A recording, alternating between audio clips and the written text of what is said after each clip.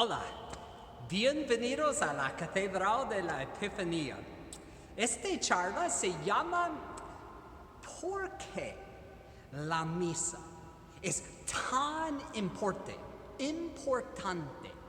aún ahora.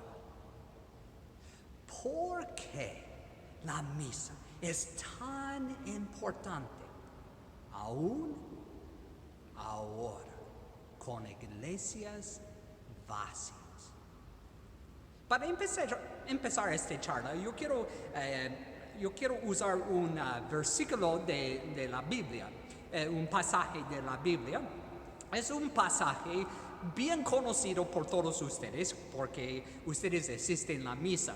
Este es Jesús en la última cena. Y este pasaje viene de Lucas 22, capítulo 22, versículo 19. Este es Jesús en la última cena.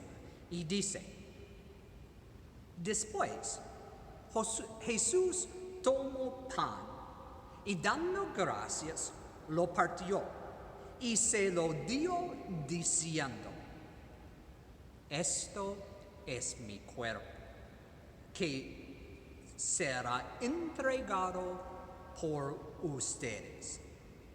Hagan esto en conmemoración mía. Palabra del Señor. Gloria a ti, Señor Jesús. Yo quiero enfocarme en la última frase de Jesús, allí en la última cena. Hagan eso en conmemoración mía. Hagan eso. Hagan es un mandato. Jesús está diciendo, hagan. Yo quiero que hagan eso. Jesús está mandando sus apóstoles, sus primeros sacerdotes, mira, toma mi cuerpo, toma pan, toma vino, conviértelo a mi cuerpo y a mi sangre. Hagan eso. Jesús está mandando sus sacerdotes, hagan la misa. Celebran la misa. Haga presente mi última cena cada misa. Otra vez. Y yo quiero decir que, mira, fija bien claro. Jesús no dijo algo así. Hagan eso solamente cuando hay una iglesia llena de personas. Hagan eso cuando tiene muchas personas. No. Jesús dijo, hagan eso en conmemoración mía.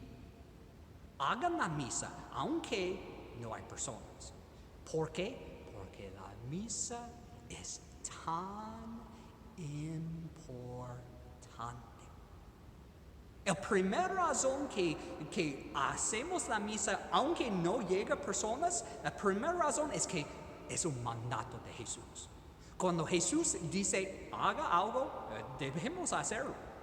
Cuando Jesús está mandando a nosotros, tenemos que cumplir. Esta es la razón que sacerdotes en todo el mundo ahora están siguiendo de hacer la misa, aunque no hay feligreses en las bancas. Hagan eso en conmemoración mía. Segunda enseñanza. Yo quiero para explicar esta enseñanza, introducir esta enseñanza, yo quiero contar una historia de cuando yo tenía como 25 años, yo conocía un sacerdote que se llama Padre Patricio. Y Padre Patricio me contó que vivía en el desierto por un año. Pero él vivía en el desierto de Egipto en un modo especial. Él vivía como soltero, en solitud en el desierto. impresionante sacrificio. Él vivía en una cueva solo en Egipto por un año. Muy impresionante el sacrificio que hizo el padre Patricio. Pero no, aún más. No simplemente vivía en una cueva, él vivía en puro silencio. No hablaba con ninguna persona, solamente hablaba con Dios. Puro silencio. Wow. Impresionante sacrificio. Este padre que le encanta gastar saliva un año sin hablar con otras personas, impresionante. Aún más. Este padre Patricio rezaba 4 a 6 horas cada día. 4 a 6 horas de oración. Impresionante sacrificio. Aún más. Él ayunaba en el desierto, en el calor de Egipto. Él no comía suficiente comida. Él ayunaba. Impresionante sacrificio. Y conociendo a este padre Patricio, él probablemente levantaba bien temprano en la mañana, como a las 4 de la mañana. Yo a las 4 de la mañana, bien dormidito. Impresionante sacrificio, levantar 4 de la mañana. Este fue increíble por un año. Pero hermanos y hermanas, aunque había todos esos impresionantes sacrificios de vivir en una cueva en el desierto de Egipto, de observar puro silencio, de rezar 4 a 6 horas al día, de ayunar en el desierto, de levantar en la mañana a las 4 de la mañana, aunque todo esto es súper impresionante, había algo que él hacía cada día, que era infinitamente más poderoso. Un sacrificio aún más poderoso, algo más importante sacrificio que hacía cada día. Celebraba la misa. Él celebraba la misa cada día. Aunque estaba solo en una cueva, nadie más, ninguna congregación. Pero esta misa que él celebraba cada día tenía efecto por todo el mundo. Llegaba al mundo poder, amor, gracia, perdón, bendiciones. Salió de tal cueva cada día y llegaba al mundo. ¿Por qué? Porque la misa no fue algo que Padre Patricio hacía. Fue algo que hacía Jesús. Fue algo que hacía Jesús. La segunda enseñanza. La misa no es algo que nosotros hacemos. Es algo que hace Jesús. Algo que Jesús hace. Jesús es quien se ofrece su cuerpo y su sangre a Dios Padre por nosotros. Es Jesús que dice sus palabras en la misa. La misa es Jesús, es algo que hace Jesús. Nosotros solo somos participantes. Nosotros no actuamos, nosotros no hacemos la misa. Es Jesús quien hace la misa. Aún el sacerdote no hace una misa en sí mismo. Porque la iglesia dice que el sacerdote celebra la misa en persona de Jesucristo. Cuando yo hago la misa, soy Jesús. Es Jesús quien hace la misa. La misa es algo que hace Jesús, no nosotros. Y en la misa, Jesús llega con sus palabras de la Biblia. Es Jesús que hace la misa. Jesús ofrece su cuerpo y su sangre en sacrificio en la cruz. Es Jesús quien ofrece la misa.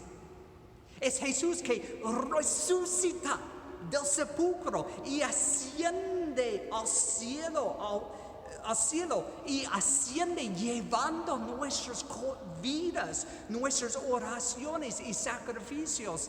Jesús hace eso en la misa.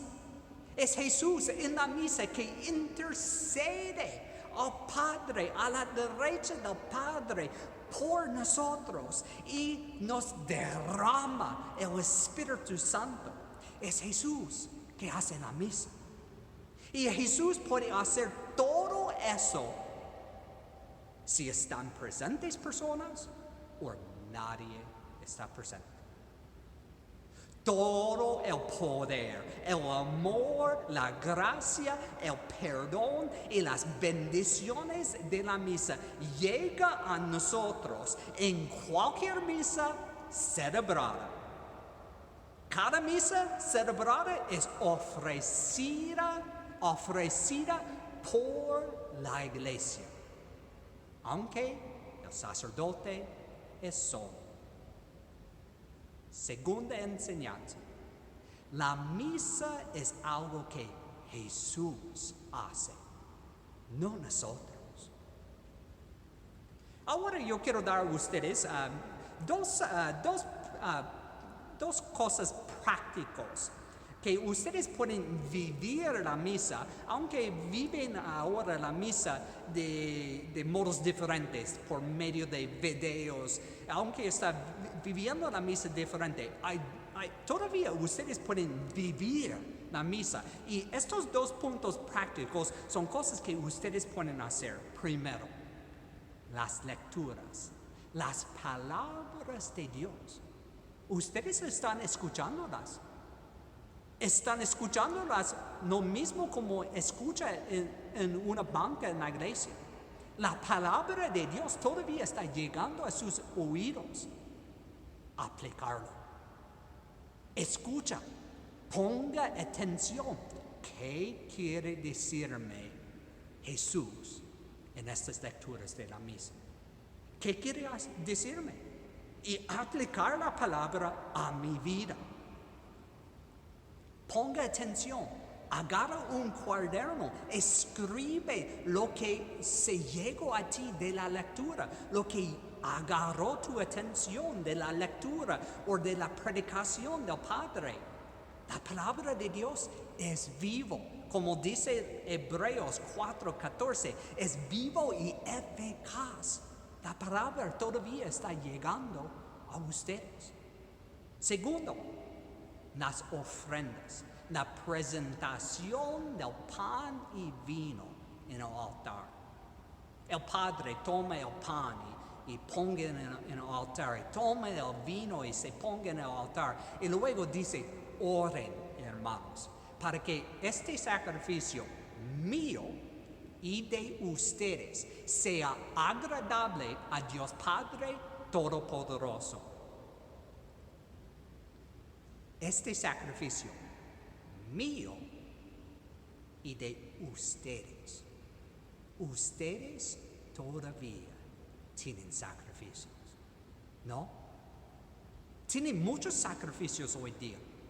Sus vidas han cambiado muchísimo. Tienen sacrificios, échalos en el altar. Echa su sacrificio allí en el altar. Ponga sus sacrificios, ponga sus oraciones, ponga todo el miedo que tienes, ponga sus preocupaciones, ponga tus tristezas de no asistir a la misa, ponga su enojo a esta situación, a esta enfermedad de coronavirus. Ponga también sus alegrías, sus gozos. Ponga tu familia, tu propia vida allí en el altar. Las ofrendas del pan y vino representan todo tu sacrificio, toda tu vida. Échalo allí en el altar. ¿Y sabe lo que va a pasar? Jesús se tomará el pan y vino y se convertirá para ser su cuerpo y su sangre y ofrecerá a Dios Padre.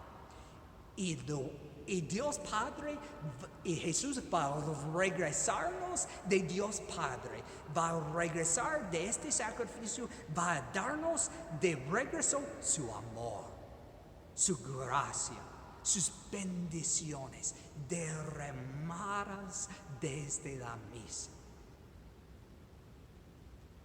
Hermanos y hermanas, ánimo, ánimo, todavía la misa está celebrada. Todo el poder, el amor y la gracia de la misa va a seguir durante este tiempo. Ánimo, Jesús no va a abandonarnos.